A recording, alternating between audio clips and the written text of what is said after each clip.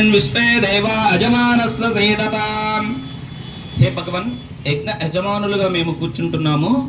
ఈ యొక్క యజ్ఞ కార్యాన్ని చేయడానికి మాకు అనుగ్రహాన్ని ప్రసాదించండి.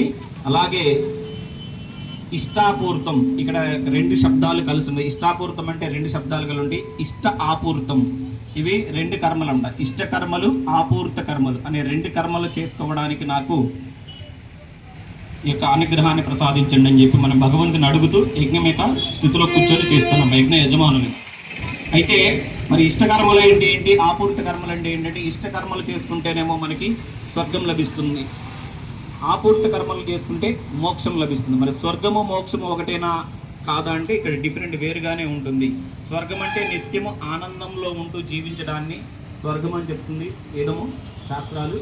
అలాగే మోక్షం అంటే పరమపదము, అన్నిటికంటే అతి విశిష్టమైనటువంటి మోక్ష మార్గానికి వెళ్ళడానికి నాకు ఈ యొక్క ఆపూర్తి కర్మ చేసుకోవడానికి నాకు కల్పించండి అని చెప్పి భగవంతుని అడుగుతూ చేస్తున్నాము. అయితే ఇప్పుడు మన ఆపూర్తి కర్మ చెప్పుకుంటే మనకి మోక్షం ఏ విధంగా లభిస్తుంది అనేది కూడా మీకు తర్వాత వివరిస్తాను. అయితే ఇక్కడ ఇప్పుడు జరుగుతున్నటువంటి అన్న సంతర్పణ కార్యక్రమం కూడా ఆపూర్త కర్మలో ఒక భాగం అన్నమాట.